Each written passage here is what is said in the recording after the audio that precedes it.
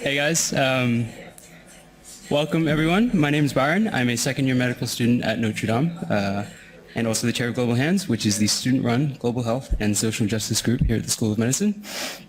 The mission of Global Hands is to engage our student body, both nursing and medical students, in issues in global health through educational opportunities, partnerships with local organizations, and by providing a platform for student-led advocacy. First and foremost, I'd like to acknowledge the original custodians of this land, the Gadigal people of the mighty Eora Nation, and pay respect to their elders past, present, and future. I'd also like to welcome each and every one of you to what promises to be an informative and thought-provoking night with Mr. Paul Pholeros. Before we introduce our speaker, I've just got a few bits of housekeeping to get through. Firstly, tonight's event is the first of 4 lecture evenings occurring as part of the 2015 Global Hands Lecture Series. Our next event will be on April 30th, and we are very lucky to be hosting Professor Gillian Triggs, the President of the Australian Human Rights Commission, and she'll be speaking on refugee and asylum seeker health and policy. On May 7th, Professor Caroline Homer, Director of the UTS Centre for Midwifery, Child and Family Health, and member of the World Health Organization's Collaborating Centre for Nursing, Midwifery and Health Development, will be speaking on child mortality, maternal health, and reproductive health.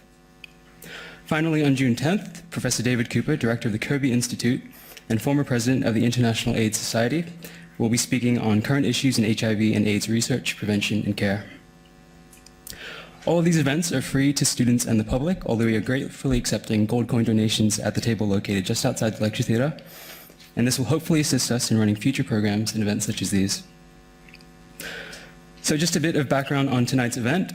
Throughout the month of February, we hosted an informational campaign on social media focusing on the social determinants of health, which are defined by the World Health Organization as the conditions in which people are born, grow, live, work, and age that contribute to health inequities.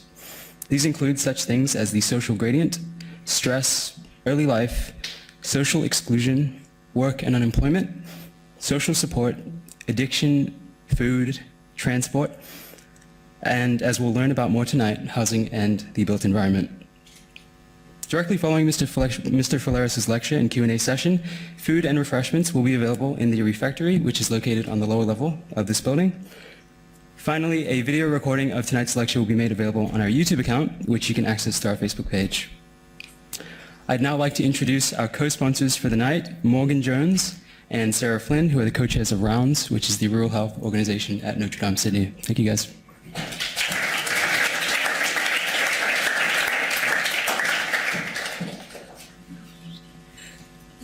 Hey guys, how you going? It's with great pleasure that I speak this evening on behalf of Rounds at this Global Hands event, and I'd like to thank Peter and Byron for this opportunity. Rounds, as Byron said, is the rural health organisation at the University of Notre Dame, Sydney, and our organisation's focus is the health of rural, regional and Indigenous Australians, and encouraging students to consider entering the workforce for these parts of our community. It is then extremely fitting that Rounds was able to support this event, considering Mr. Pholeros' directorship of Healthabitat and his strong focus on Indigenous housing and housing for health domestically, for which he was awarded an Australia Medal. It's even more fitting considering the project that Rounds is embarking on, which I wish to share some of which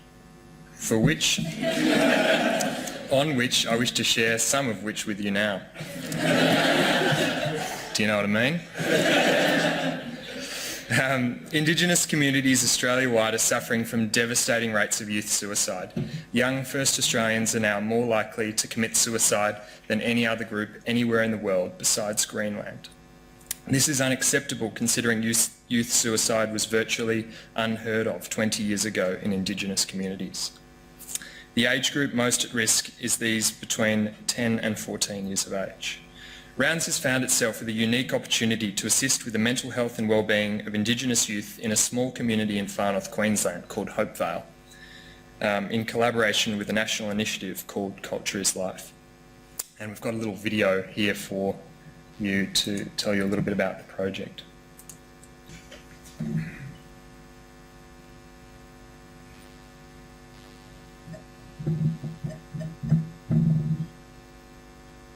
Oh no. No sound.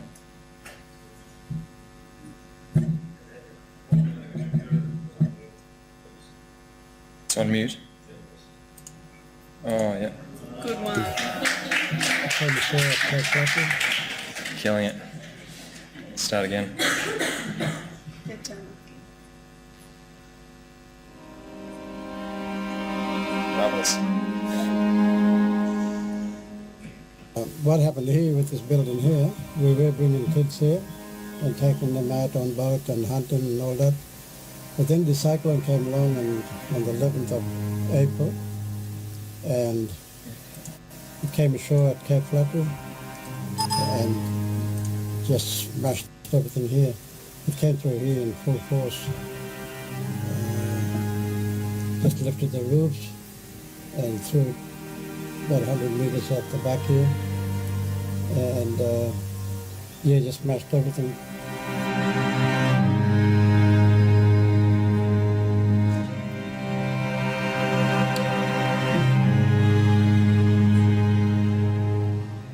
Getting bigger and bigger now, the domestic violence here. It's happening a lot now.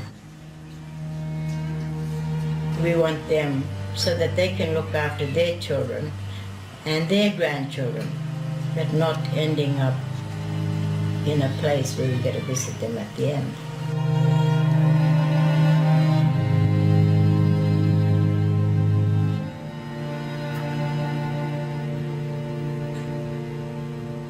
We can take them out and so that they can enjoy life again, go out fishing, and that's sort of like cultural fishing, and that's healing.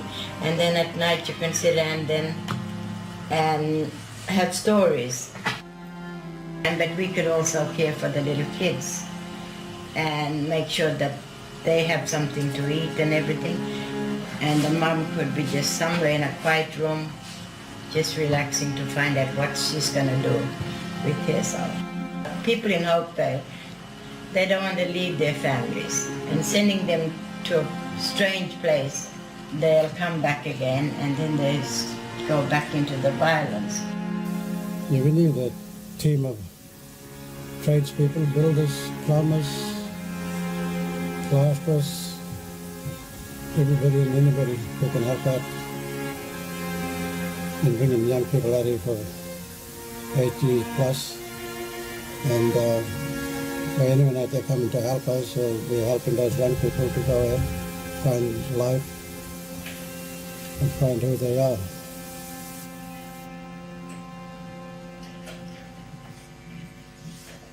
So we saw this video through Facebook a little while ago, and were definitely motivated to get involved. And Culture is Life is a community elder-led initiative for community-led solutions to fix this problem.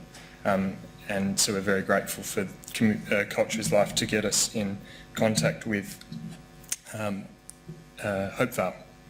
So in July this year, Rounds is looking to take a group of 6 medical students and 4 tradespeople up to Hopevale to rebuild the Yungi Healing Place and assist Des and Estelle in helping Indigenous youth struggling with their mental health to reconnect with culture, land and language. Their strength is amazing considering they've personally lost 3 of their children to suicide.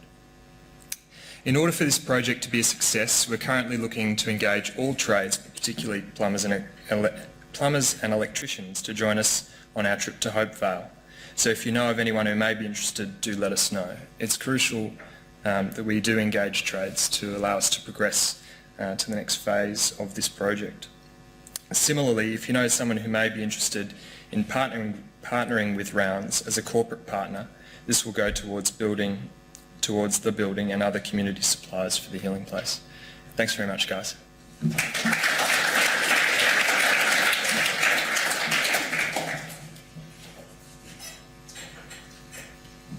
Okay, so my name's Pete. I'm the AMSA Global Health representative and the co-chair for Global Hands. So it's my great pleasure to introduce Mr. Paul Pholeros, who is our speaker for this evening.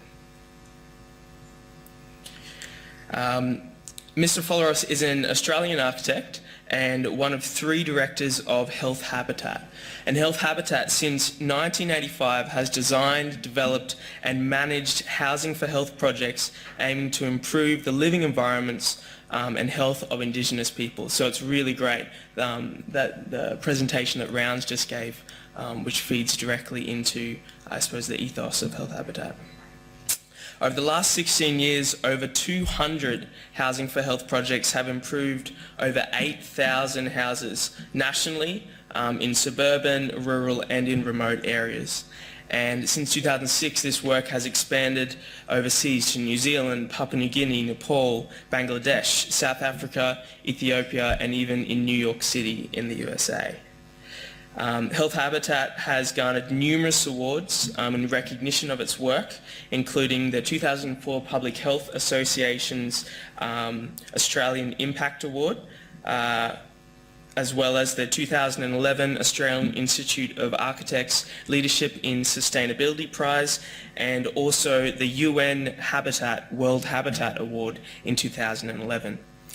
In 2007, Mr. Pholeros was awarded the Australian Medal in recognition of his persistence and outstanding service to the health and well-being of the Indigenous population of Australia and the Torres Strait Islands. So please join me in welcoming Mr. Paul Pholeros.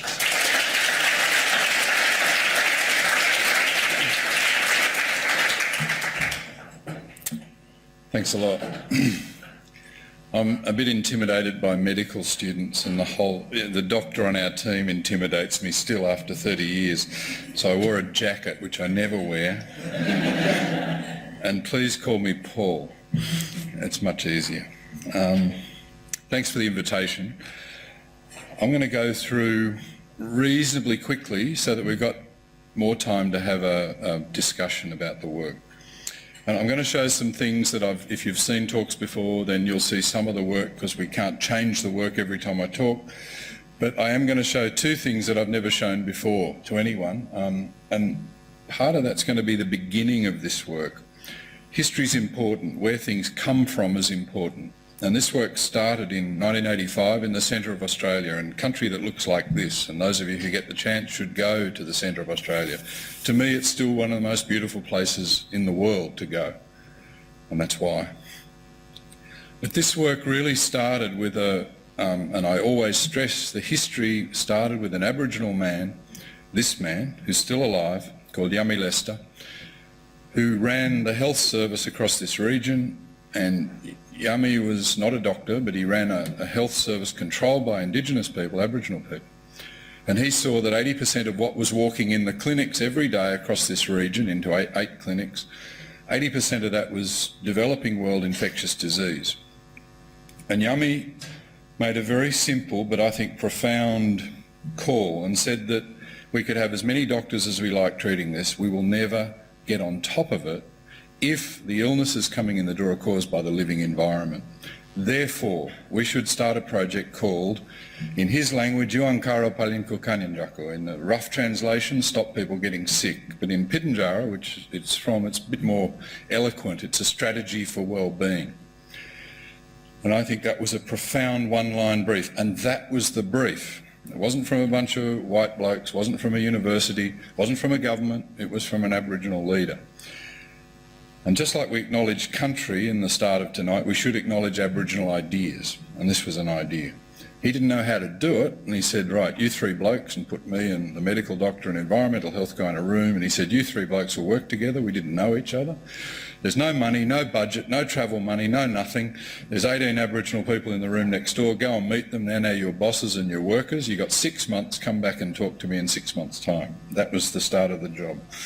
Now, there's a good brief. So, and I won't go through all the detail, but we started with around 120 houses for over 3,000 people that looked a bit like this. And we took the approach, and this again I think in hindsight was critical, that housing exists within a community environment like that, the complexity of a community. We started though with the house and the family who lived in the house. We didn't look at a community and try and improve it from the outside in. We started with a house and a family, each house and each family, and went and tried to improve that and worked out into the community. In the end, you hope the result's similar, but the focus was on house and family. And in the early days, the first really big breakthrough, I believe, was the health team. After 6 months, the medical doctor and our team, using local, national and international research, came up with these 9, we call them healthy living practices. If you've got a sharp eye, you'll notice that these 9 dumb drawings, or super dumb drawings, they're mine, so I can say that, these were the 9 health practices, because all our bosses at the time, the Aboriginal leadership in Central Australia, were all illiterate. Illiterate doesn't mean stupid, it means you can't read or write. Therefore, these pictures were fundamental in expressing ideas, and they could then express ideas to their kids and grandkids. But these were the first drawings, the dumbest drawings. It was an A3 report. Whichever you need to do a report, you make it A3 because it doesn't fit neatly on a bookshelf, falls out onto the desk and people can't ignore it. That's credited with being one of the great successes. The other thing about this report that was critical, you only write the report after you've fixed the houses. And we only produced this report after we'd actually made change in the 120 houses. Minor change, I hate to say, but we did make change. So that hit the streets. In 1985, 86, 87 it came out. We'd done the fix work of the crudest sort and we'd had a start. Government had almost no part in that at all. They didn't put money, they didn't put support. They didn't want to know about this, what was shortened to UPK, much easier than Yuankara Palim Kukaninjaku. It was shortened to UPK. Government didn't want to know. But after about 3 years, we noticed a change. This UPK would not go away.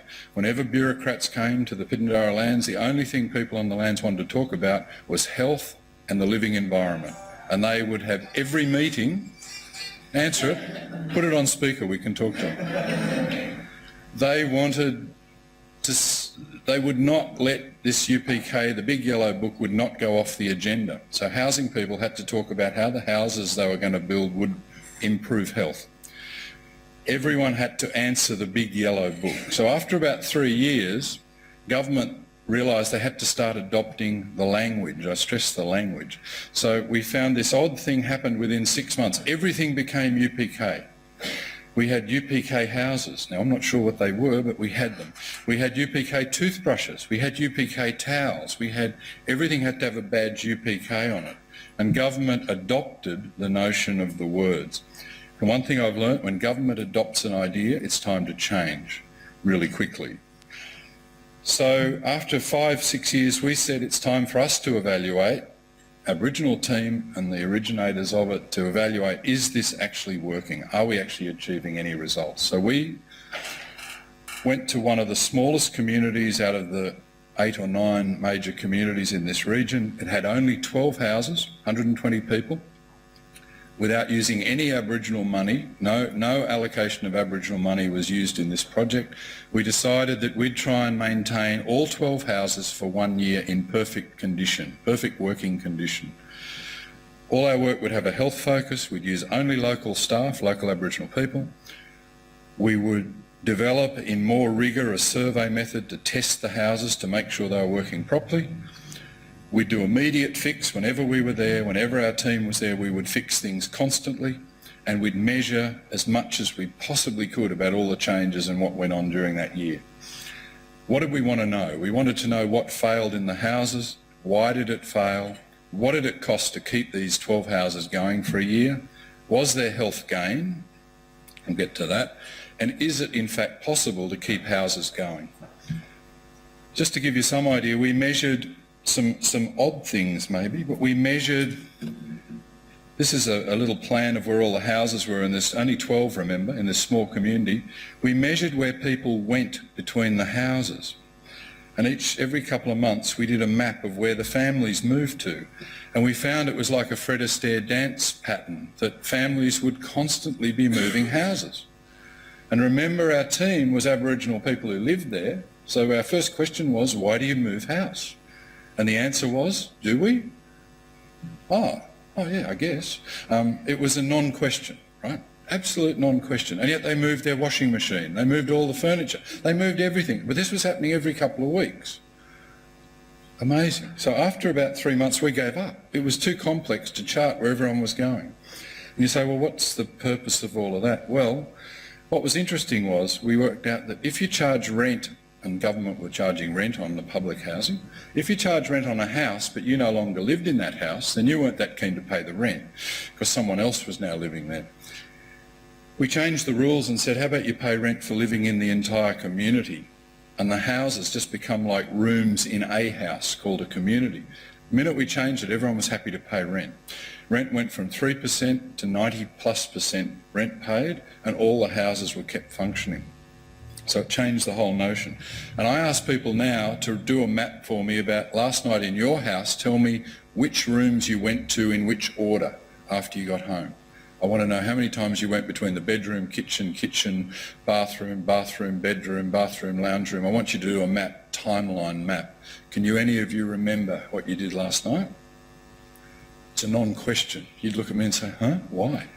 Well, this is a bit like this. It was a non-question, but it taught us something really important. It's a community you're working in, and people change regularly. We also measured, every 3 months we looked at where every stick of furniture, fire, rubbish bin, swag was inside and around each house. That's the walled house, that's the veranda, this outer ring, and that's the fence. Where firewood was, we measured everything, and we got a local team with a key to plot every bit of furniture and how families changed the way they used the house over a year. We learnt more out of that than probably anything we've ever done about how people actually used a house, not how they said they used it, how they used it. We then went on to measure water. We measured water at the tank, we measured it at the shower, we measured it at the hot water system, the toilet, the washing machine. These are water meters shoved on. What did we learn? We learnt that Aboriginal people used about 50% less water a day than non-Indigenous local staff, and about 60% less water a day than someone living in Sydney, an urban dweller in Sydney. And all we hear constantly was in this time was Aboriginal people waste water. They're hopeless. They leave the taps on. They're huge water wasters. Well, in fact, all the results, and we've now done this for over 20 years, and we've never been able to show that Indigenous people use more water than white fellas. Strange fact for you. There you go. What does it change? It shows that a lot of the myths need to be classed as myths, and the problem is getting water to people so they can improve their health. One that you've heard time and time again, Aboriginal people trash houses. That was common in the 80s, it's still common today. So we checked all the work we had to do, we classified it. 19% of all the work we did was to do with health. There was no damage throughout the year. Not one thing that we replaced or repaired or did any work to was due to damage. Central maintenance, water and wastewater used up about 80% of our budget. It was the water in and mainly wastewater out was the biggest problem. And what were we fixing? We were fixing things that were built upside down and back to front, mostly underground. And electrical was the other 21% of the work, and the rest was minor. Did health improve during the year when we kept all the houses functioning? Well, any of you who are going to study epidemiology, and if there's epidemiologists here, which I'm sure there are, you'll pick me up before I pick myself up and say, well, if you've got 120 people in a tiny community, the epidemiology of that is just about unimportant. You know, you're never going to prove anything, which is of course true. Our medical doctor said that, but he still wanted to check what happened in the clinics and showed some reductions in the sort of illnesses you'd expect to be reduced if you have water and basic sanitation, so eye infections, skin infections.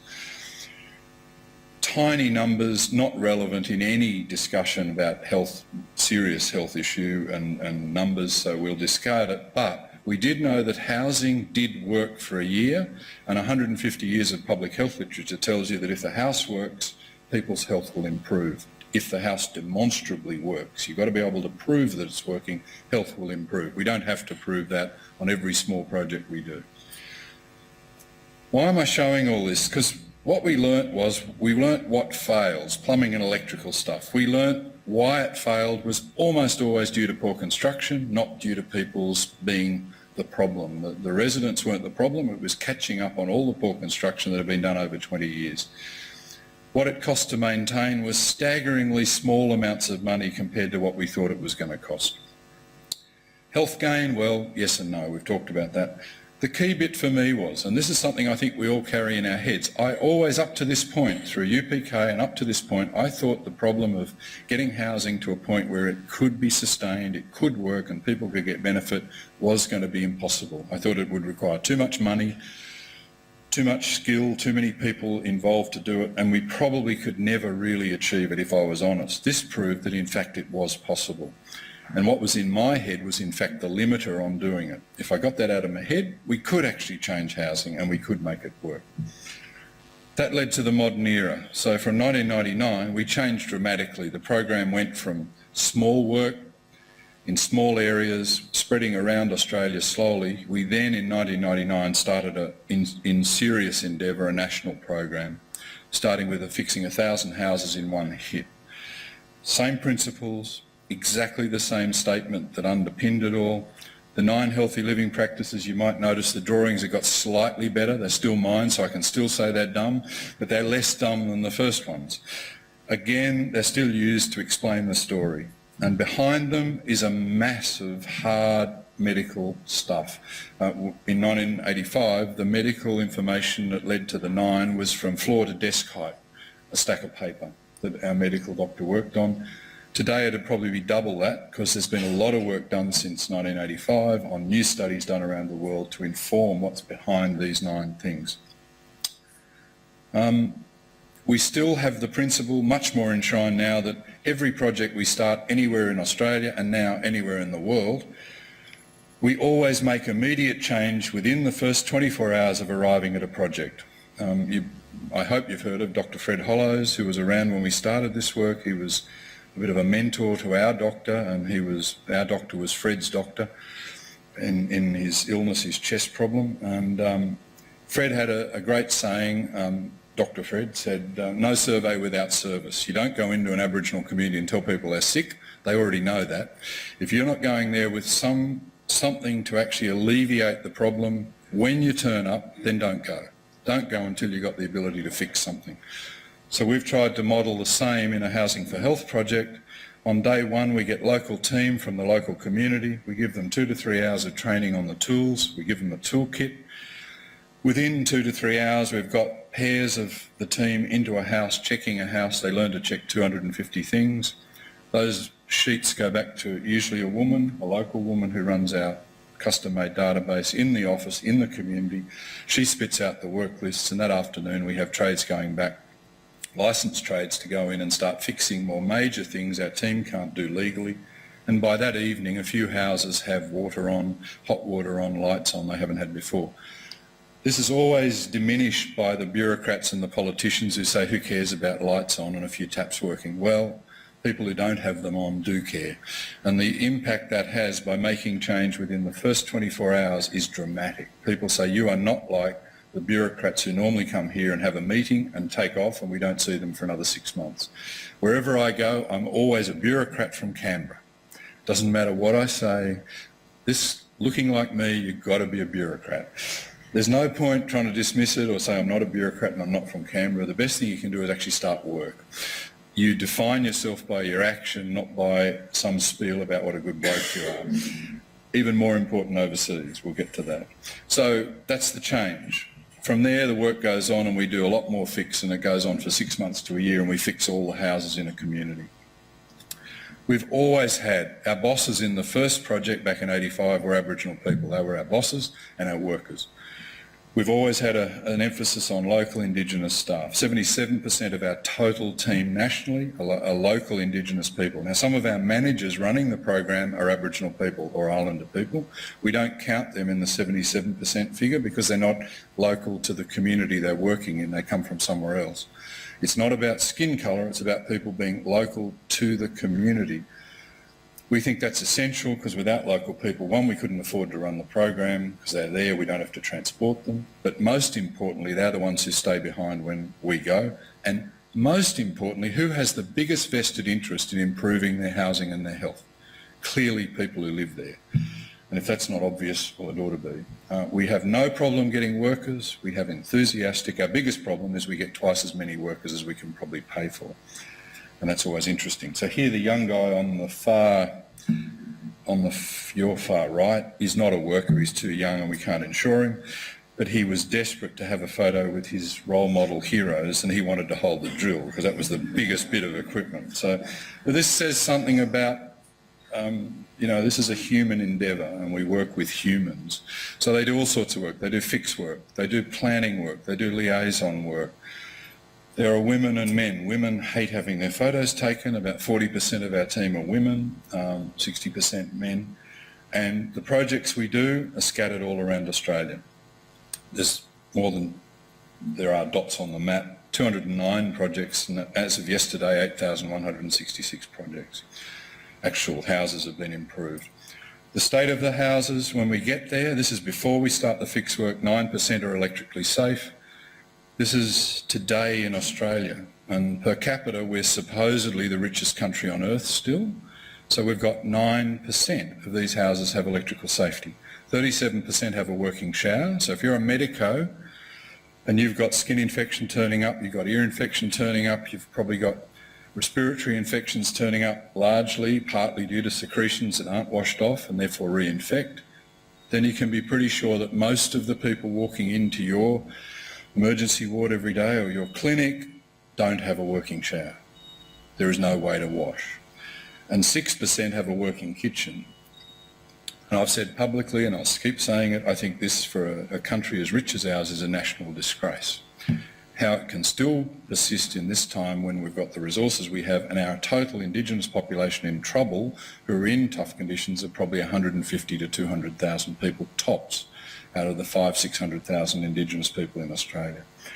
It's an embarrassment. We fix a lot of things, and the same numbers you saw early on, 70% routine maintenance, 20% poor construction, only 8% of all the work we do is to do damage or misuse. We don't tell fairy stories. There is some damage. We have people who are drug dependent, alcohol dependent. We have people who have really tough lives. Suicide, just in that video, is endemic. It's a massive problem. Adults who get very angry about the world, and of course there's going to be damage. There's going to be people who are damaged, and therefore I think will damage houses. I wish they'd damage houses more and damage each other less. That'd probably be a big advance. We can fix houses easier than we can fix people. But the damage rate is incredibly small. The problem is we don't build good houses and we don't maintain them. Just to give you some idea, we don't just fix crappy houses because we need to make them better, otherwise we're going to keep building rubbish and then it'll just continue to fall apart. So here's a hot water system leaking. You might be able to see the leak. This is getting architecturally technical here. That's called a leak. I've got to bring you up to speed. That's because in this particular place we're working, it's called Coca-Cola water. It eats through copper in about 2 to 3 weeks. It'll have made holes in your beautiful copper cylinder. That's what it does to the element inside that hot water system. That's about 8 weeks old, that element, that's turned it into confetti. So this is a physicist, believe it or not. She's sitting on a roof. She's hooking up a whole lot of logging equipment to one of what we hope and turned out to be one of the best hot water systems we trialled. $500,000 trial from the top of Australia to the bottom, with all manufacturers submitting their best units. We trial them to see which unit gives the most hot water for the least cost. Why? Because we're trying to wash the kid. All of this is about washing the kid.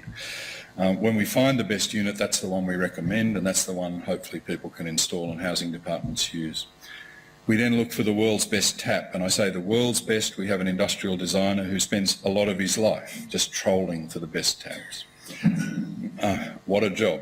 There's about 1,872 or something types of taps, and there's about half a dozen that will survive in Australia's water conditions for more than a couple of months.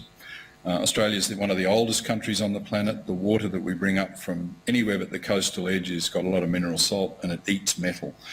We're not so worried about what the tap looks like, we're worried about it performing. If it's not right, the kid doesn't get a wash. The best shower rose we can find in the world doesn't work, kid doesn't get a wash.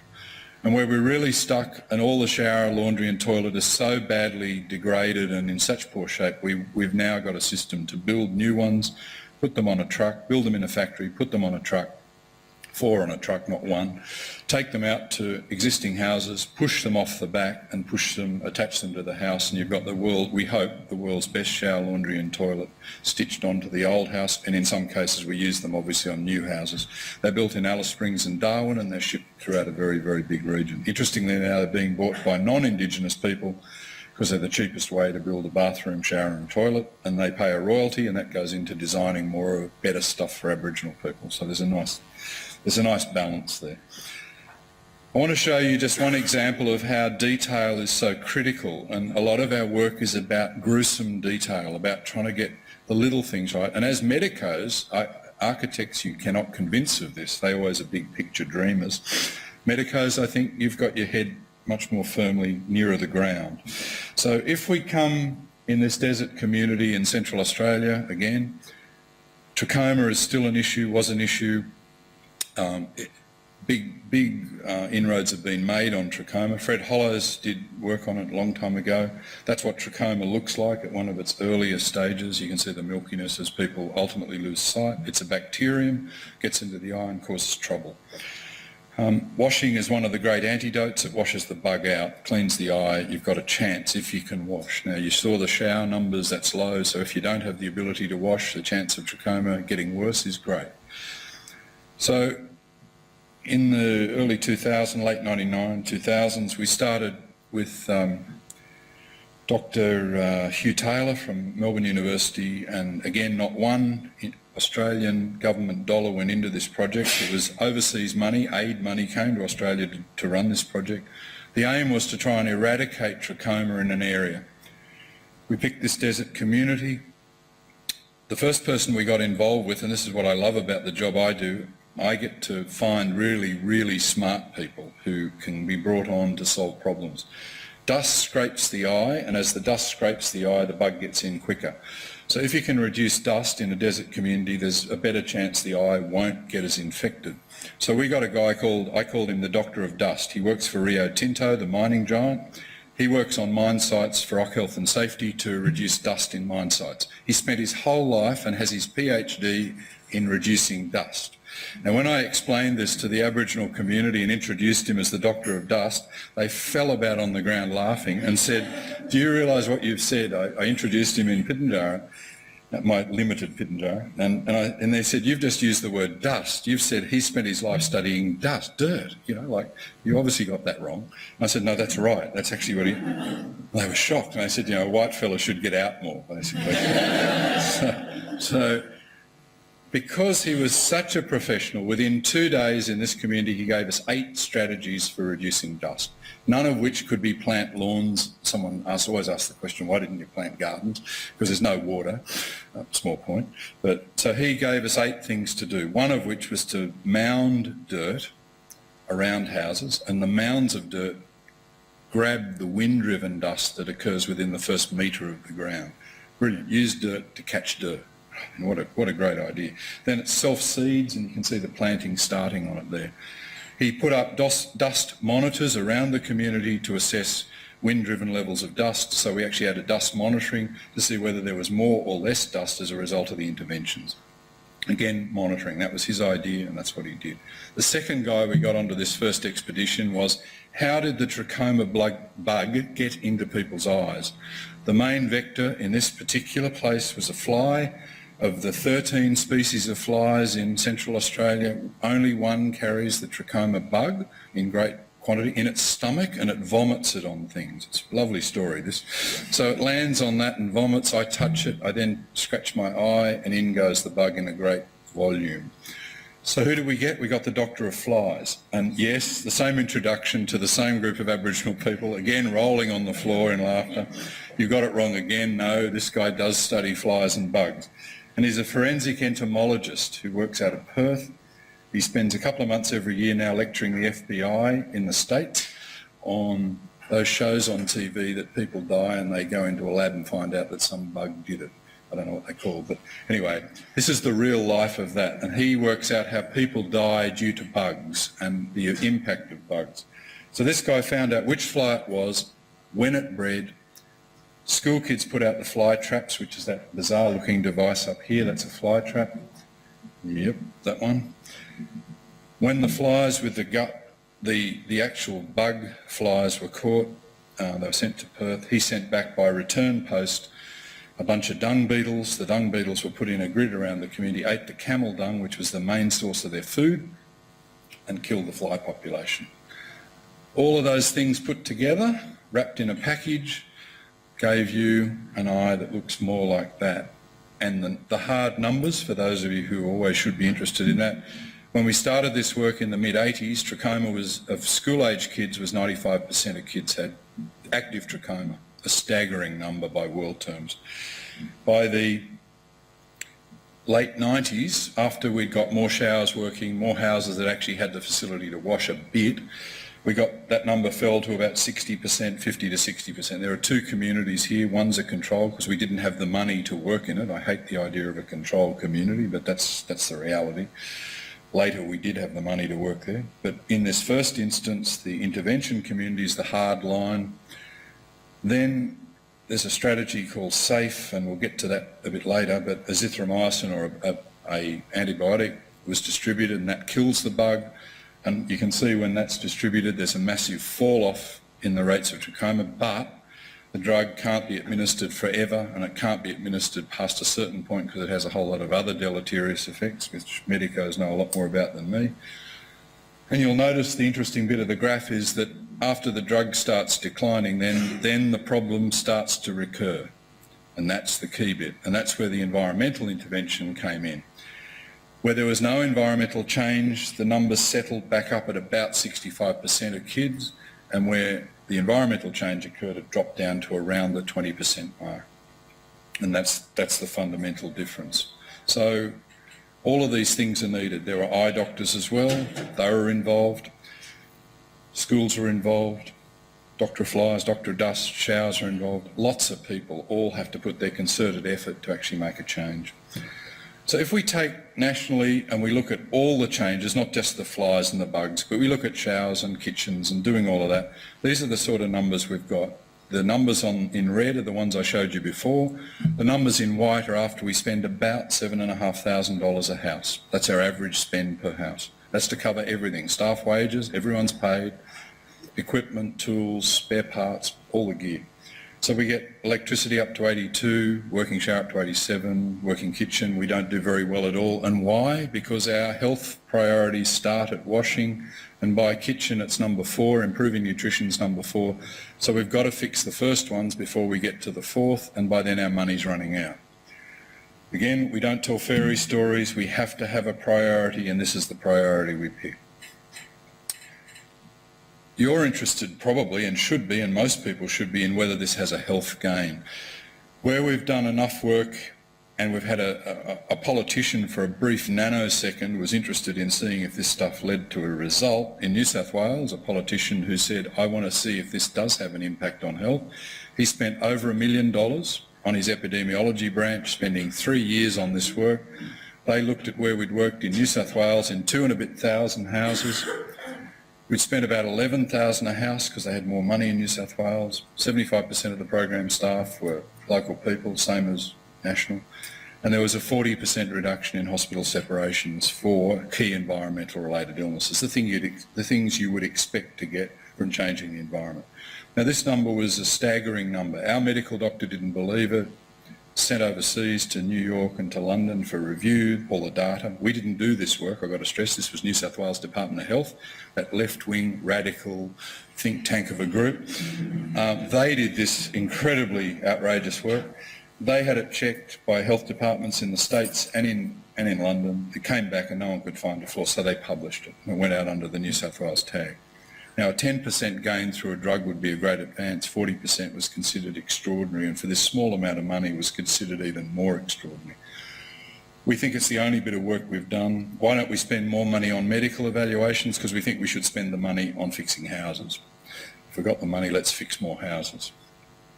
We've tried to write all of this down, and we had 3 editions from 1999 to 2007 of what was called the National Indigenous Housing Guide. You'll notice the 9 dumb drawings and one up the top, which is things that will kill you today, which we never did a drawing for because we thought it was self-evident, but the federal government didn't and said we need a drawing for things that will kill you today. So there's 10 if you like, 1 and 9. And that became the repository of everything we'd learnt in doing all these projects. So no one can say, I didn't know. It's all written down. What things fail, how often they fail, the data's there, and what you do about it's there. So young designers have no excuse. This relates to health, fix it.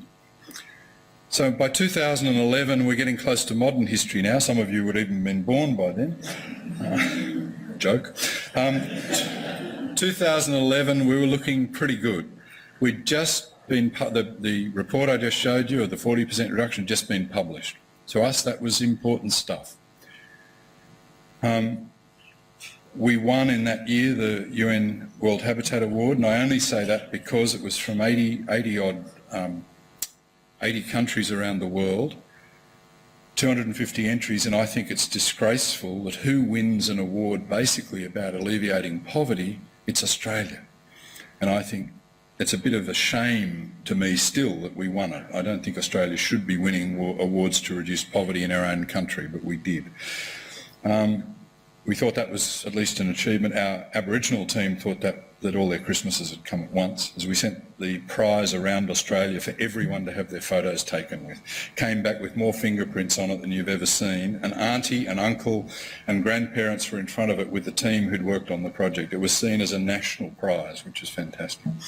We had an independent Australian government review that said the work we're doing, not only was it effective, it was cost effective, it was achieving the job, and it should be expanded. This was an independent federal government report. So what happened in mid-2011? The federal government shut the program down. They shut it down without remorse, and they led to, on the 1st of July 2011, sacking 900 people from our staff, 831 of whom were Aboriginal people working locally. If anyone wants to ask a question later, you can ask why. What happened? Nationally, the program stopped. In New South Wales, it continued under the auspices of the New South Wales government. And the second thing they wanted to do, the federal government wanted to do, was get rid of the National Indigenous Housing Guide because it had standards they thought were inappropriate for Indigenous people. They were far too high. The notion of having safe electricity and a shower that worked were way too high and should be gotten rid of. This was a pretentious idea that Aboriginal people should expect that sort of standard. So there's been a concerted effort to get rid of the National Guide. We did two things. Just to show that the story doesn't stop there, we did two things. The first is we said we simply can't let the National Guide disappear. It has too much knowledge, too much repository of work to let it simply slip away. So we republished the guide in electronic form, not in physical form. It's free and available to all in the world. It's updated. We put a lot of money into doing it. We put a lot of effort into doing it. We've captured what was in the old guide, and I hope we've expanded it and made it a lot better and much more accessible to people. You're all welcome to go and look at it. And we've now had health students, a PhD in health, update all the health references. So rather than having architect health references, these are serious health references that go back now to, well, a long way back, and link all the issues to the actual health articles. So those of you who are interested in tracking, say, why is washing so critical, then you can go back to the original articles from all over the world that give you the evidence for why that's so important. You can wade your way through it. A few months ago, end of last year, it had its first birthday, the guide. And why was that important? Because we weren't sued by the federal government. We stole the guide, intellectual property, from the federal government. We wrote the first edition, so we think we have some rights to it. But we stole it, and we had a year. Our lawyers reckoned if we weren't sued within a year, we probably wouldn't be sued. So for 1 year, we were all on reasonably tenterhooks to see if the national government would take us on. It didn't. And now the guide is out and free and published.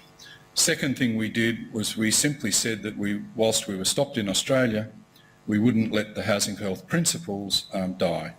We'd been requested by other countries to do the work in other settings. The first, of course, ironically, was New York City, who saw that yellow report I showed about the health gain.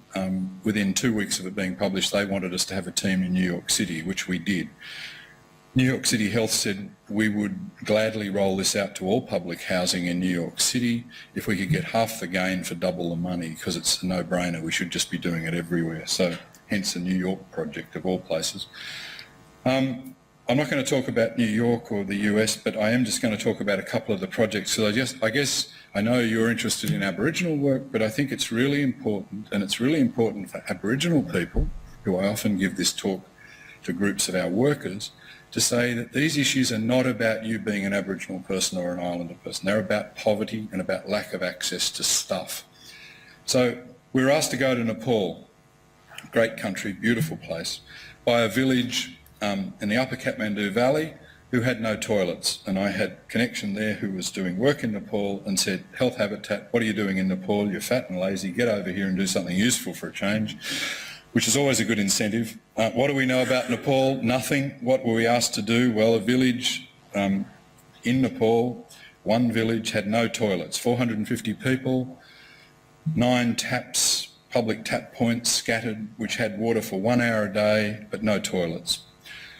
So the request from the village was, what can Health Habitat do to help with toilets? Now, we're not a big funding organisation, so we said, well, we're not sure how much we can do. I went to offer 2 toilets.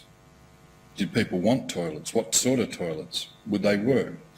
Are they the sort that people want in their house, near their house? How are we going to do it? More questions than answers. The point of this story I want to get is our work is human. It's about people. Your work particularly is about people, obviously. So this first meeting of this village started with a village meeting that looked a bit like this. And I'm the golden goose.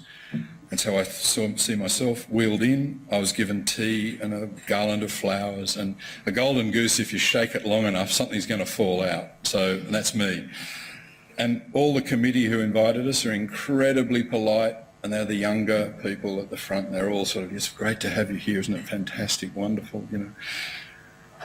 And the rest are, it's an outdoor meeting and everyone's sitting there, and there's only one person at this particular meeting was on a chair, and he was the oldest bloke there by the looks of him. And as all this talk went on, he never took his eyes off me. He had that sense. He was right at the back and he had that stare, which you could never avoid.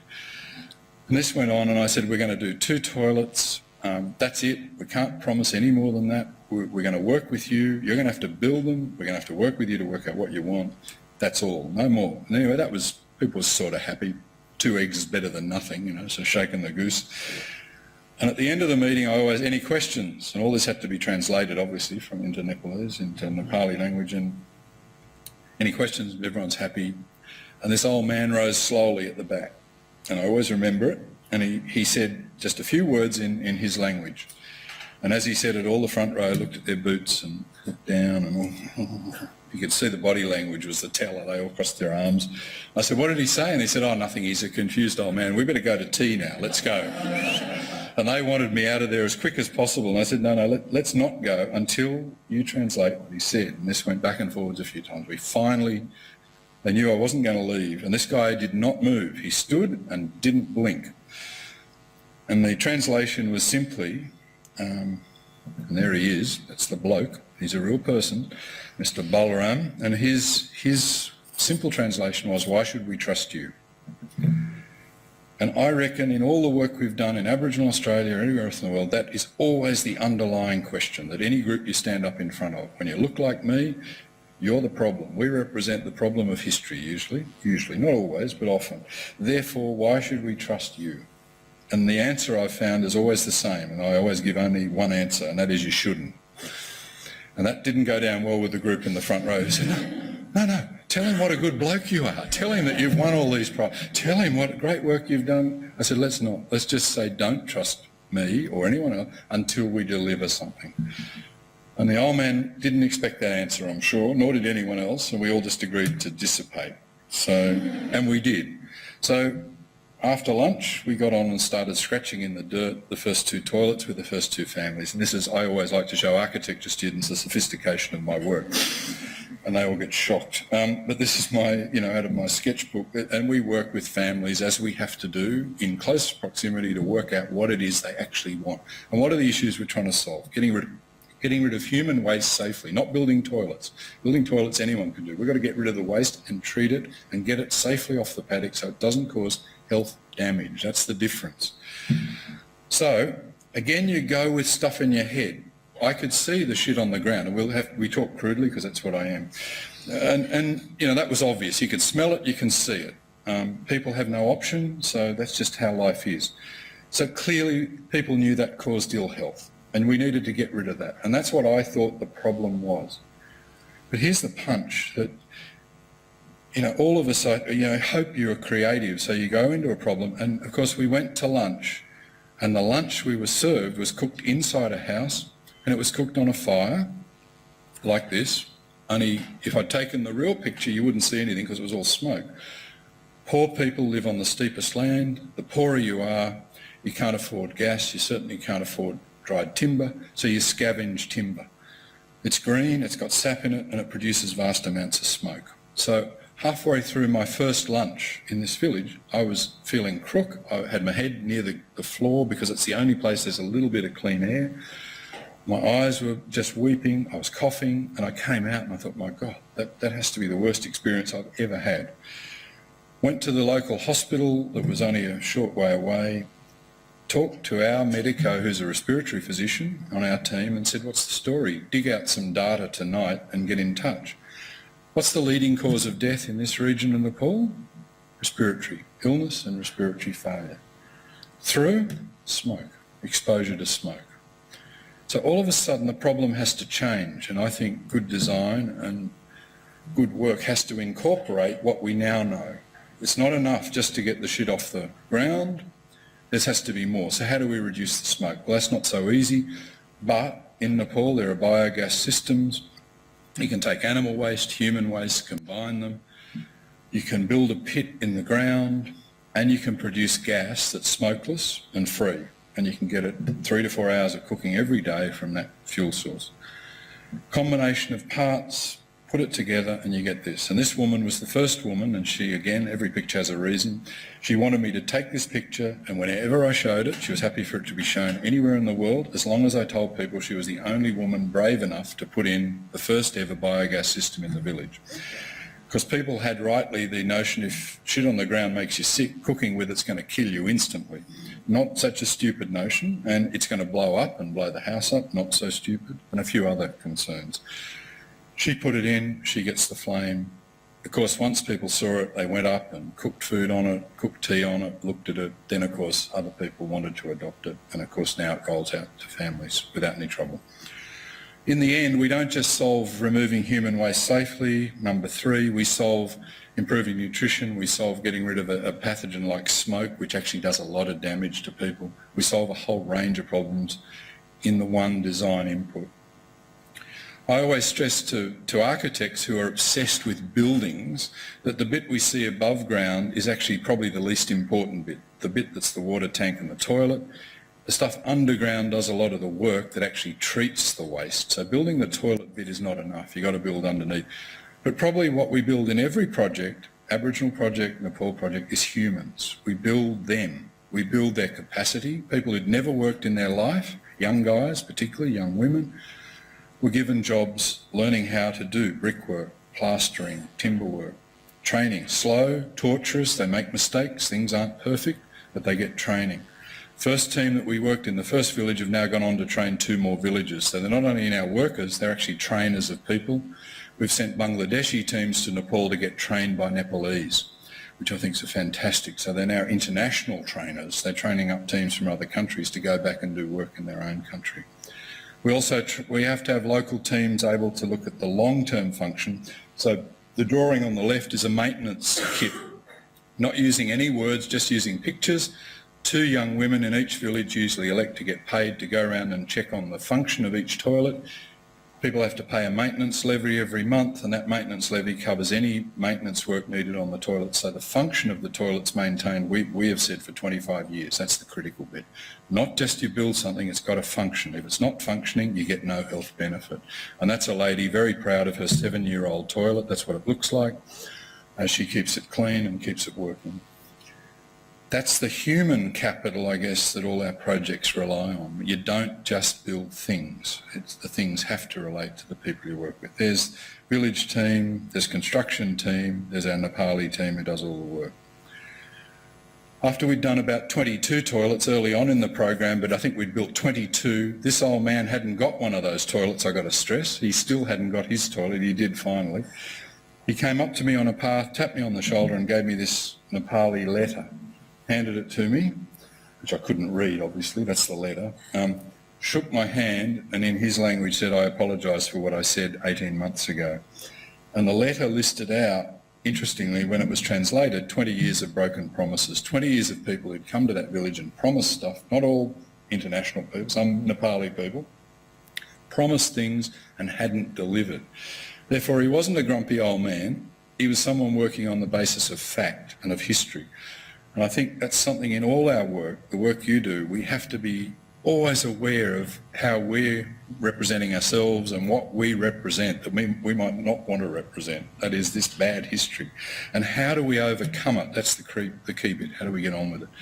As of May last year, we've done 137 toilets, 3 villages, 1,000 people. And I always put this up, that's what they look like. You know, these people have names, they have kids. It's not just this amorphous mass of human. The minute we see the problem and the solution like that, we change our heads. We have to see, you know, the whites of their eyes sort of thing, I think is essential. So these are real people. Just quickly going to touch on Bangladesh. Bangladesh saw the project, wanted the same, 160 million people, I think, in Bangladesh.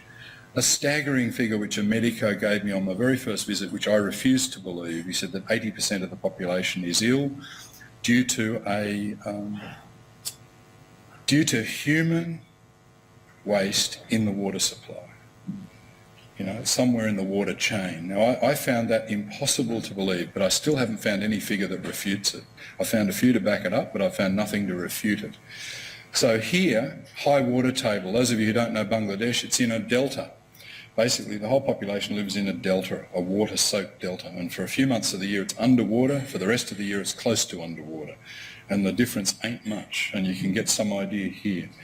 It's an incredibly tough place to live, I think. Great people, tough place to live. And here's the kid that I'm worried about, or we should be worried about, pumping water. We should be worried about the kid, we should be worried about us, because guess who's going to drink the water?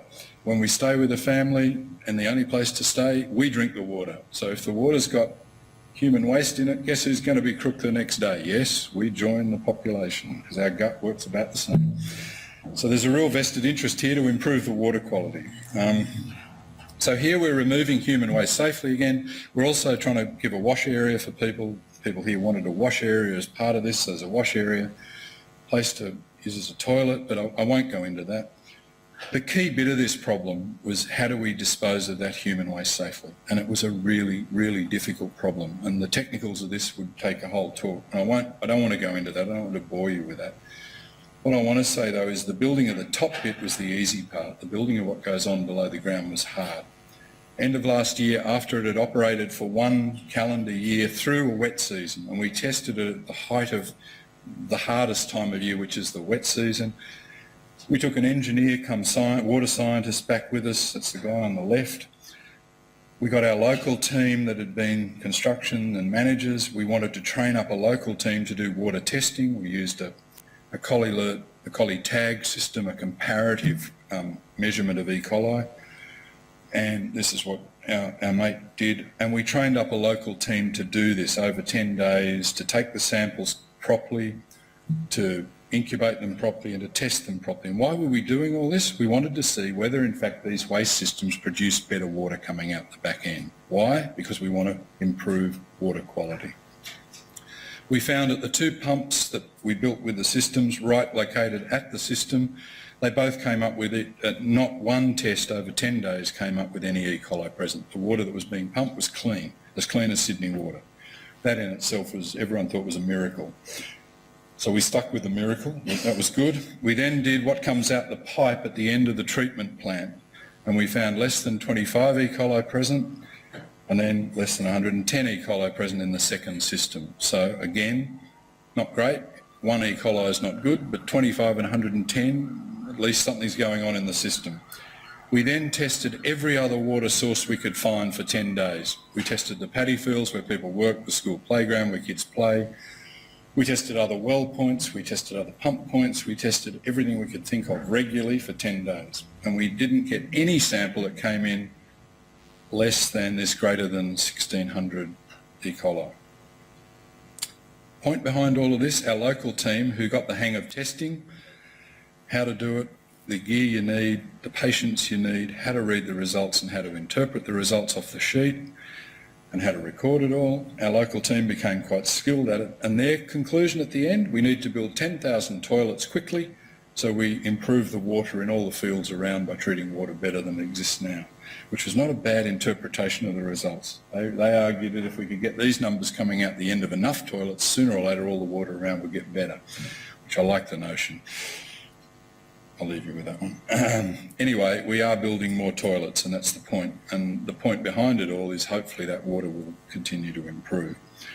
The last one I want to leave you with, and here's a problem for you. I like to give you something difficult to end with, and no one's ever seen these slides, and I don't know the answer to this. We've got some ideas, but I'm not sure what the answer is. Fred Hollows Foundation, who we have a long link to, asked us last year would we use, they knew we'd worked with them in Central Australia to look at that trachoma issue. The highest amount of trachoma in the world occurs in Ethiopia. There's an international reduction of trachoma program of which Hollows is lending their weight. There's big international money. They want to start in Ethiopia. Hollows have been there for 6-7 years. They've done thousands of site restoring surgeries. They've given out millions of doses of the antibiotic to knock off the bug. But, and the big but is, after 6 years with a full Ethiopian team, the head doctor there, the head lead doctor of that team basically said, the people who we treated 6 years ago are getting reinfected by the same bug. So we could keep doing surgery forever, but we'll never ever get ahead of the game because the same bug in the environment keeps infecting the people. Therefore, we have to change the environment. And this comes back to the most basic logic. You've got to stop people getting sick. So internationally, there's a method called safe surgery, antibiotics, face cleanliness, facial cleanliness, and environment improvement. That's the SAFE. It's accepted, it's established, Hollows accepts it, it's accepted around the world. So surgery and antibiotics Hollows have been doing. Our job was the F and the E. How do you get faces clean and how do you improve the environment? Simple. Except that the numbers they're talking about are so staggering. Their first state where they want to do their intervention, 30 million people. About 47% at the minute have active trachoma, and a third of the population will have some level of blindness in their 20s. Now, any of you 20? Okay, shut both eyes for a bit and get the hang of it. Well, don't shut them, maybe just put your hands over it, but you get the impact of what that would be like. The numbers are so huge and so staggering. That's the big difference with Indigenous Australia. We're all of a sudden adding about 5 noughts to the end of any problem, and there it is. So these are the kids again. They got faces, they got names, they look like any other kids around the world. And the level amongst these particular kids in the first village we looked at of 10,000 people in one village, just over 47%, a bit like the national figure, have active trachoma. To actually knock the trachoma, you can't just treat a few kids in the village or one bit of the village. You've actually got to do the lot because of the critical mass, which I'm sure you're aware of.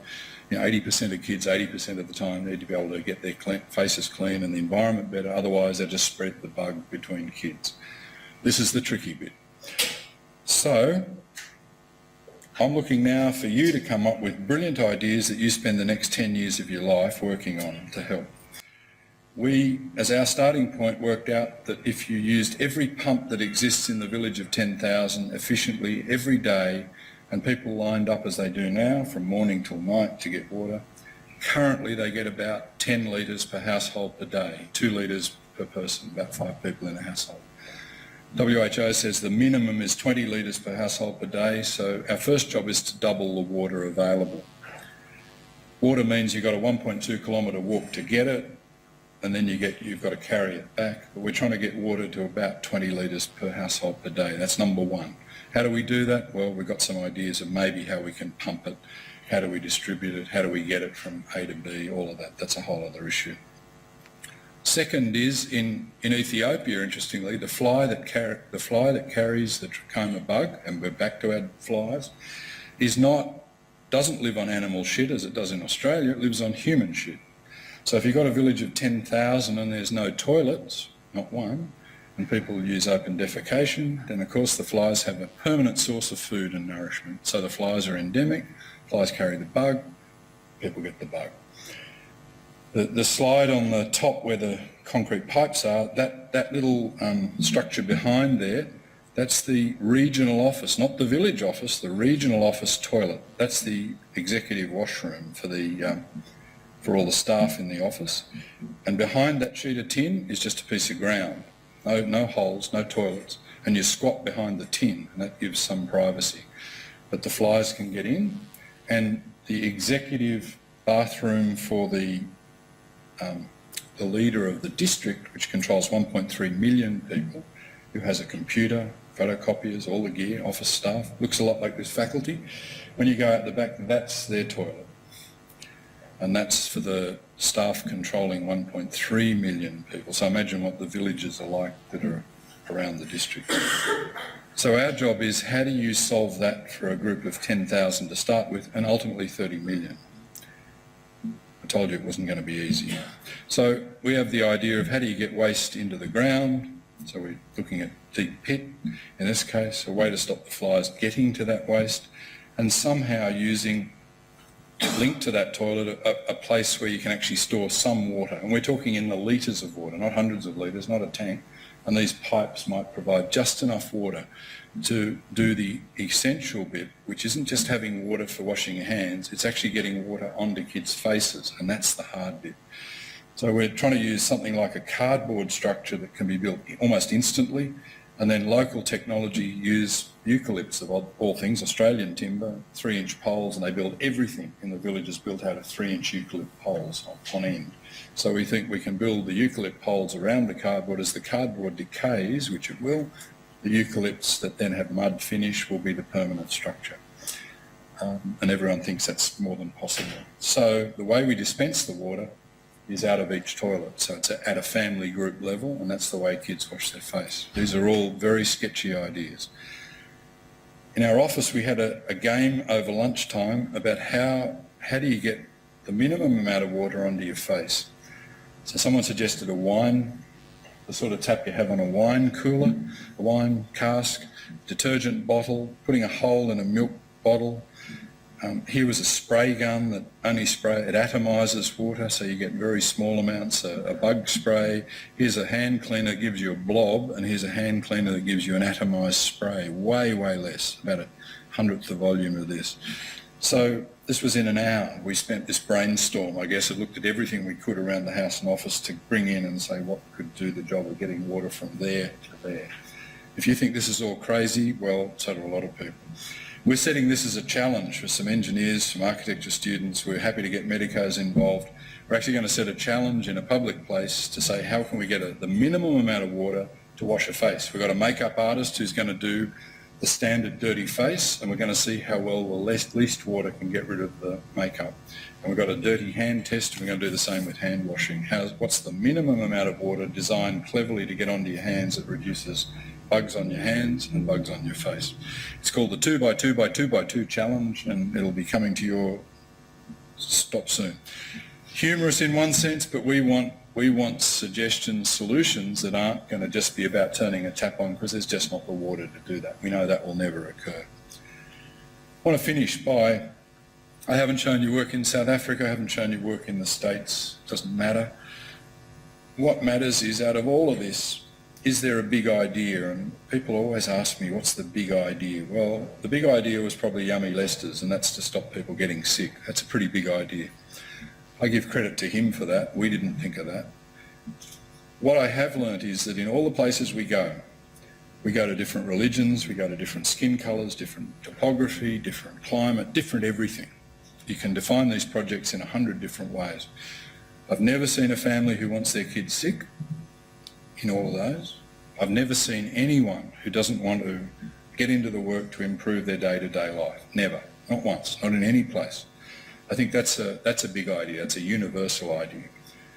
all of this stuff is not caused by skin colour, religion, stupidity, it's caused by poverty. And that's something, again, which I think is so bleedingly obvious.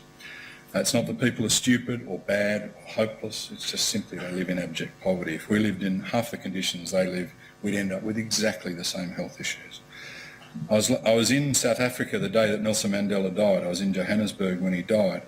And I had to do a public talk that night, and I ummed and ahed about showing this slide, which I've shown for a number of years, ever since he said it in Sydney University in the mid-2000s. I was lucky enough to hear him speak.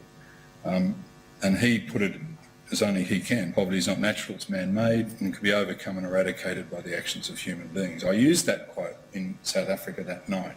And the city, I've never seen a city behave the way it did on his death. And I finished with that quote, and that was it. The whole group just spent the rest of the night in small groups discussing the quote and what that meant to South Africa. And I was invisible. It was an excellent way to end. I'm going to end with that tonight. You can't beat it. And I think your work is particularly relevant. Like you're being trained. You are probably the brightest. Not probably, you are the brightest, and you will have the most resources handed to you of any people on the planet. And I don't say that lightly, that's an extraordinary thing. I think it's fantastic, and you are going to be those who can actually overcome some of those issues in very direct ways. It doesn't have to be your full life's work, it can be a bit of your life's work, but I think it's really important. Thanks for coming tonight. There must be nothing on TV, so thank you for that. There's some references to the website and the guide. There's more on the projects in other places there, and I'm more than happy to answer any questions you've got now, for as long as you like, and if it's not enough, you can come up to the office and ask more later if you have things of burning interest. Happy to help in any way I can. So thank you for your time.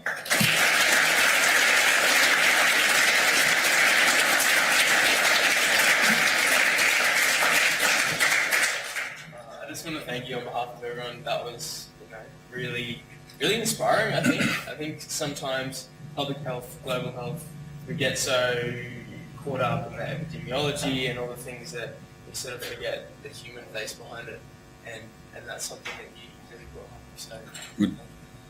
Thank you. if anyone has any questions now, we'll just have a bit of a question and answer session for a couple of minutes, and then afterwards we'll go downstairs and have some stuff. Yeah. Why did we go in? In a nutshell, they'd started a program spending more money than in Australia's history on remote Indigenous housing, and it was a Labor government, I've got to stress, at the time, and I was on the commission that was to oversee the money, chaired by the Prime Minister. We regularly, every month, had a meeting in Parliament House and took examples of what I think was the worst work I've seen in 30 years. Housing that was $700,000 houses that had no running water, no waste that worked, no power that worked. It was the greatest rip-off, I believe, that I've ever seen in my life. This was going on nationally, and we would take in, myself and one of the other commissioners, pictures, photos, numbers, and after like 3 or 4 months we were told to stop being negative and stop bringing this stuff in. It was the best program on earth and it was going to roll out. And after about 4 to 5 months, finally the word came out, our projects were also finding the houses, and we were having to fix houses that had just been built costing $700,000 and nothing worked. And our Aboriginal teams are saying there's something really wrong here. How come we're having to plug all these holes on a house that has just been built upside down and back to front? So, our local teams knew the problem. So we were finally told directly by the minister in charge that if we kept finding problems, we would be terminated, we would be stopped. So either you stop or we stop you. And it was that point blank blunt, not through bureaucrats, direct. That's the story. So the 3 directors got together and we had to decide whether we pulled it apart and stopped, knowing that we were going to have to sack 900 people. And we had a 3-day session between 3 of us, and it was probably the hardest decision I've ever made. But we ended up having to make the call. We simply could not do work that turned a blind eye to what we knew was the reality. So we said we won't stop. So we were stopped. And we sacked 831 Aboriginal people, and 70 odd non-Aboriginal people. Yeah, and it stopped.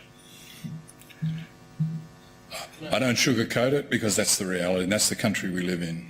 So, you know, and I think it's not easy to say, but I think it's important to say, and I think we've got to, it's not defeating, I've got to say that. We haven't stopped. We're still working in New South Wales. We haven't stopped working in other communities around Australia, not as many, but with their own money and their own resources. It's just we won't talk about them publicly because if we do, we're scared government will shut those projects down. So now we keep them pretty much top secret. I just had a journo asking me where our other projects are, and I said, I'm not telling you. We're keeping them between the community and us, so we just go and do the job and keep it under the radar. So that's the answer. Oh, sorry, yeah. You do it. You're sure. I'll be... Okay, I know Chris did, so... What a gentleman.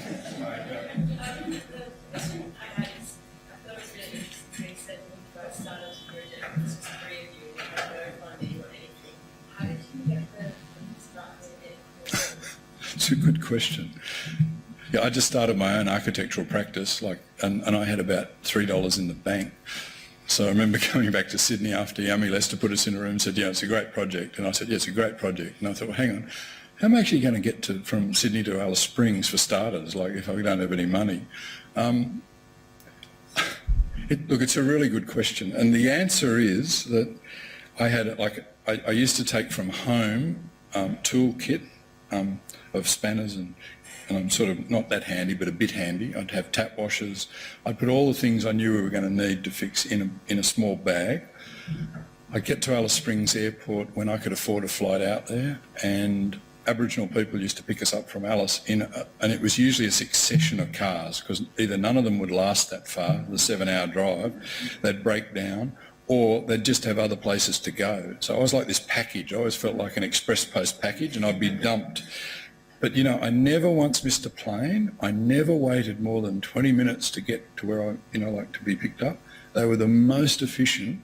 They all knew that the only reason I could be on the ground was I had to be working back somewhere else to get money to be there. So they respected that. They were great bosses. Our Aboriginal team also got no money. They worked their backsides off. If we saw a plumber, if a truck had anything that looked like plumbing gear on it, we used to flag it down. We get the best looking woman to chat up the plumber and say, how about, fixing this because it's way beyond this idiot's capacity, pointing at me. So the plumber, we'd rip off plumbers, we ripped off electricians, we would get anyone we could. And we'd talk to them nicely and see if they couldn't just put in a few minutes' work on something. And I guess that's how... Look, we didn't do great fix work, if I'm honest. I'm sure if I look back it wasn't great. What was great was we had an Aboriginal team working with us who sort of got the story. It was as much we were attempting to fix things and also showing that a lot of the faults weren't to do with the people. That's the thing I learned most. Blocked toilets were nothing to do with the fact that kids had put Coke cans down, which everyone told us. Shit bubbling out through the toilet because there was no waste pipe attached. That was my first one I ever found. And there am I giving a lecture to my black off-cider, my mate, saying, mate, there's a problem when kids put Coke cans down. Here am I, giving this lecture, going around digging under the house for 40 minutes in hot 40-degree day and digging this far under the house, this far under a concrete slab. And finally the penny dropped. There was no waste pipe. I was finding the place to unblock it. And of course this pan had been set on a concrete slab. So, and I never forgot it because I never take for granted if there's a light switch and a light, you don't assume there's cables connecting them. That's an old trick. Or a tap and you turn it on, nothing comes out. Well, you don't assume there's pipe behind it, So it taught me that. So it was forged like that. And it wasn't perfect. It was pretty rough, really. It's a good way to start. Thanks for talking all that. One of the things that I found really interesting about it was about the empowerment of the people that you're dealing with, who then become the benefits of the system. There's a lot of global health projects that have been out there where the focus has been on sort of bringing some sort of solution to the community and giving it to them. And then problems that arise out of that are the interpretation of how that works. And like the example is, say, explaining to people where they have sexual health problems, like using a condom with a banana. Yep. I'm just wondering, the approach that you take about making sure that the people that you're working with are properly empowered and they're part of the process, I'm wondering how does he sort of like counters that interpretation? Oh, yeah, of course. Your projects. Yeah, of course. We could spend a night on all the problems we've faced, yeah, of course. And I mean, I think what your point's really important, because I think what you have to have is a methodology that tries to get rid of those problems. You know, that's a method, and it can be a method. Like, for example, we only go into countries and into communities where we're invited. We never go in if the community itself says no, and government had great trouble with that in Australia, because we would not go into a place if the community said we don't want that project. We think it's too insignificant, it's not building new houses, you're only fixing old ones, we don't want you. Then we wouldn't be there. That's step one. Second is, I think you've got to put a huge amount of time and effort when you are invited then into, like, we mock up most things. We had a Bangladeshi week where we mocked up wash areas and toilet areas. And why do we do that? Well, you know, you could probably do a drawing, but when you get the village families, the two nominated families who are going to get the first two trial ones, and you get the carpenter, the bricklayer, all the people, you pay them all for the week. But I learnt more in that week about all the things I didn't know when we started, like, you know, toilet pan shouldn't, it's not great if it faces Mecca. So, you know, if you're setting it out. Now, it's really easy to avoid. It's not a big deal. And in fact, all you'd say to the mob is make sure it's right for you. Then, you know, that gets turned and no big deal. And you'll learn about 500 other things during that week that, I guess, change your view of what people understand and what they don't understand about what you're talking about. No one understood septic tank, this notion of treating waste. It was just a non-starter. So we dug up the boss's waste system at his house, and we saw all the lumpy bits going into his water supply. Totally, everyone said that's against all the rules. You're being impolite. But hey, you give it a go, you know. And then he got all the village round to look at his joint. He was the boss, and it was all wrong, and we got to do better. So it could have gone badly wrong, because I could have insulted the boss. And sometimes you take risks. And the best bit of the story, which I've always got, and this is what we don't know, was we got a budget from the local crew who'd invited us. I said, I need to know what this is going to cost for a week of like 30 people all together. And we mocked things up, and the carpenters were building possible frames, and the bricklayers showed us clever ways to do this. It wasn't just talking shop, it was a real workshop. But one of the budget line items, and it didn't end up costing a lot of money, but one of the budget line items was the singing team. And I went through this budget, and, you know, bricks, yes, food, yes, good, we want people to eat and all this. Singing team, I was sort of going, bloody singing team. So, sort of via email, I asked the boss there, you know, like, what's a singing team? He said, well, it's a singing team. I said, yeah, right, of course. And not wanting to look stupid, he said, well, of course, we must have the singing team. And I get to Bangladesh and I sort of go, well, yeah, we're going well here. There's the bricklayers, the carpenters, the village families, all this are going well. Where's the singing team, you know? And said, singing team? They don't come now. I said, oh, of course not, no, of course not. And that, you know, I should know better. I should just say, you know, what's going on? But I don't. And so, of course, the second last day of the project, 8 a.m. or something over breakfast, who rocks in? The singing team. And of course, everyone says, here's the singing team. Oh, well, nice to meet you. Good to have you on board, yeah. And the singing team, though, come three, and they're like minstrels. And they have their instruments with them, and they have this big daggy books. They each have these big sort of workbooks on that really cooked paper. And they've all got pencils. And from breakfast, the minute they hit the ground, these guys did not stop. And they'd come up to the carpenter and they'd say, right, you know, so what are you going to do? This is all in Bangla, so it had to be translated. They're really in my face of it. And they'd come up to me, you know, and they're like, they're standing there and you couldn't get away. And I'm like, so what's the key principles? And someone was translating and I'd have to respond. And they would be like the most aggressive interviewer you've ever faced. But they didn't stop. They went to the village family. They went to this, and what? They're writing a book, or what's going on here? Anyway, come morning tea, to sort of knock off for a cup of tea. Out come the instruments, and they perform their first song. And their first song is about the principles behind the work we're doing. Come lunchtime, they've got their second and third song. By that evening, they've got about 10 songs written that cover the entire, not just what was done at the workshop, but the principles behind it, what we're going to do in the village, and where the project intends to head. And they were from ribald, rude, crude, about my height and stupidity, I think, was a few of the songs. But all the way down to the technical details.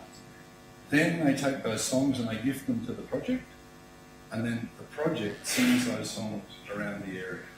And that became the advance party of what we were doing, why we were in that whole district. And that did more good, I reckon, for the project. The impact of that was profound. Now that's a form that's been going on apparently for thousands of years in Bangladesh. It's the way that information is transmitted. It's their internet. It's their, it's been going on forever.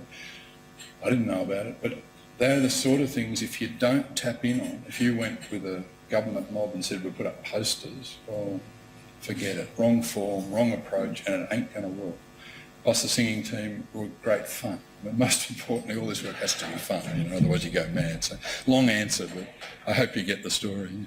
Mate, yeah, your arm must be tired. I'm just wondering, from what you're saying before, the houses that you want to fix. I heard you looked into who was doing these houses, why were they upside down back to front, and potentially fixing the problem initially, getting the plumbing right in the first place, so it would be Any? So the last bit I missed, sorry. Like looking into why they were being correctly built, so that you could avoid having to kind of fix them in the first place. Yeah, I mean, really good question. Pretty obvious one, yes. And you're right. But we've spent so much, most of the time it's just total negligence. It's people doing it and running when the job's done really bad. Yeah. Procured by government. Sure. Well, we've tried, and that's the National Guide, and we've tried all sorts of ways with government to have inspections and regimes of inspections to ensure their money is being, or our money is being used properly. Those have been almost always defeated. We've had lawyers, we've had teams of lawyers to actually take on trades that we've been really appalled by, and we've actually tried, and we've never once had a successful prosecution. We had 4 brand new houses in Cape York built during our project, so we watched them being built. We were finishing our work as they were handed over, so technically we hadn't really looked at them because they weren't finished. One of the young kid of one of our team came and said, that house, when you touch the taps you get an electric shock. And we said, yeah, sure, gammon, you're pulling the leg, we weren't born yesterday. And we said, no, seriously. So we went over, and of course we went into the house just as we were packing up our tools after a year of work to go, finish, touched the tap, and of course you did get an electric shock. So of course, great, our electrician had already flown back to Cairns, we had to fly, we got a duty of care, we couldn't leave it like it was, and all the houses were the same. Flew the electrician back, he took one look at it and said, my God, this is lethal. What they'd done is they'd wired the main live supply into the copper work of the house. And he spent 3 days just making it safe. And he was as angry as I have ever seen a human. He said that any trade who could do this ought to be taken out and shot. And he wanted to go back to Cairns. He knew the bloke who'd done it, and he wanted to go and beat him up. We had to convince him that then he'd be in jail, and it wouldn't really make the problem better. But we did engage a lawyer, we engaged the trade who'd done the fix work, he'd documented it with the camera. We submitted it to the Trades Board in Queensland and said this is work, and it was probably an electrician who had a mate who was a fisherman. The mate did the final wiring, no one checked it, and that's how they were all the same, exactly the same fault. Went 6 months in the Trades Board, it came back, and the decision of the board, it was vandalism by Aboriginal kids. They'd got up, they'd undone the roof sheeting, they'd rewired each connection to connect the live wire to the copper. They've got off, redone the roof sheeting back on six houses it was, all exactly the same. And that was their conclusion. And at that point, we had to get the trade and we had to basically lock him in a room for a day, the guy that had fixed it. He was determined to go around and beat this guy up. He just said that just is totally wrong, should never have happened. And we couldn't get a prosecution on that one. So it's incredibly difficult because the underlying assumption is Aboriginal people are so hopeless they trash houses. And that gets everyone away with everything. You can design the worst house in the world and you can build the worst house in the world as long as you can convince people that the family moving in is hopeless. And any fault in the house is due to that family. And I believe that's the underpinning that we work on. And I think they get away with it. That national program spent $2.5 billion. That's just occurred. 2.5 billion, that's with a B. And I reckon out of those houses, at least our numbers for function rate would have applied to all those brand new and upgraded houses as bad as our national function rate. And that's your money.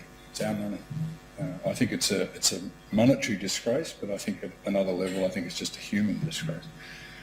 And we've been pretty much ineffectual at changing it, I've got to say. Greatest defeat is that we haven't been able to change it. We haven't given up, but we haven't been able to do much about it. No. So, and I like to admit what we can do and what we can't do. And I'm the bit of the team who should have been doing most of that, not the medical doctor, not the environmental health guy, and I have failed miserably on that front. So, there you go, true confession. Thanks again for your time, everyone.